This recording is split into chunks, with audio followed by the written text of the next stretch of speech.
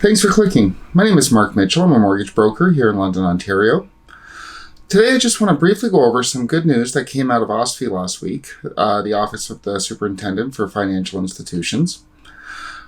All too often we look at the strength of the economy by what the Bank of Canada is saying, and we look to mortgage rates and to what will happen with rates in the future, based off what the Bank of Canada announces when they want to raise rates and when they plan on keeping rates lower. But we can also see some other signs that come about, and that's just what I want to go over today.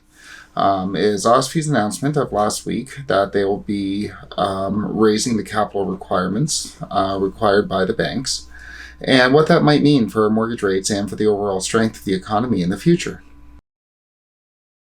Last week, OSFI announced that they would be raising their capital requirements for the banks. What that means is with Canada's fractional reserve system, the bank can lend out more money than it actually has on hand.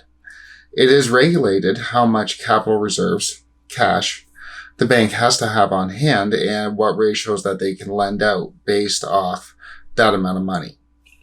When COVID hit, OSFI reduced the amount of money that the banks had to have on hand in order to get the money out.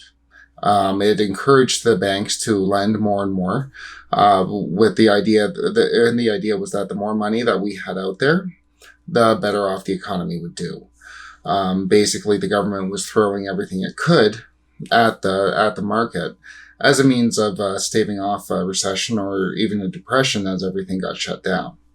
So if they encouraged the banks to lend, the banks would lend money out, people would spend, and hopefully we could salvage whatever economic growth that we could at the time in order to keep the trains running on time, to keep things going. But why does this all matter for mortgage rates? Well, we can't just go off what the Bank of Canada says. Definitely that has a huge impact. But it's good to see when we have other indicators that the economy is doing more and more. With OSFI telling the Bank of Canada that with OSFI telling the banks that they have to increase their capital requirements, that means that they're seeing that the economy is getting a little bit better, that they see a strong recovery as things start to open up and as the lockdowns continue to teeter off. OSFI obviously is seeing that the economy will be back and growing again, and the banks don't need such lax requirements to get all the money lent out. We don't need to push as much money out as we did before, because the economy is going to be at a point where it can sustain itself. With them seeing that the economy can sustain itself, we can see that it looks, at least, as though OSFI thinks that the economy will be good enough that we'll be able to raise rates in the future.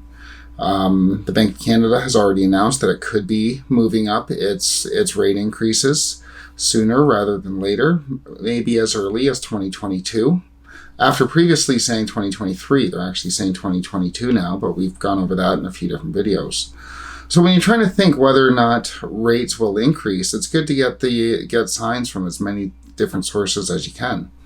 So yeah, the Bank of Canada has made its predictions, but I mean, I think this is a big prediction or a big indicator from OSFI, showing what the government thinks of the strength of our overall economy right now and going forward. If they're being harder on the banks, and actually it just came out the banks are awash in tons of money, but if they're being harder on the banks, then they must see that the economy looks like it's going to rebound quite well. So what's this mean for the future? Well, if they're going to be harder on the banks are going to look at these signs as well. More and more people are going to try to get ahead of the market. More and more banks are going to try to get ahead of the market. And I would expect them to start pricing in some increases as we open up. As the economy starts to do better, they're going to anticipate that the Bank of Canada will increase rates more back to more of a normal footing. We already had a few increases on the part of the banks in the past few months. They're not as low as they were during the height of COVID. So what does that mean for you is get your pre-approvals locked in. Get something on paper, get your rate holds locked in, so at least you know you're set for the next 120 days at minimum. Should rates rise, should rates go up at 1/4 point, a 1/2 point, you have your mortgage rate at least locked in. And even if the rate's a little bit higher than what you can get now, if the rates are lower when you do buy that house, then we can always get you what's called a float down, so you get the lower of the two rates. So there's no harm in getting your pre-approval and your rate hold locked in right now. So it's better to do it just to be on the safe side. As more and more signs come out that we could be seeing a rate hike sooner rather than later, always best to protect yourself. If you like this video, please do click like and subscribe, and we'll have more updates as they come out. Thank you.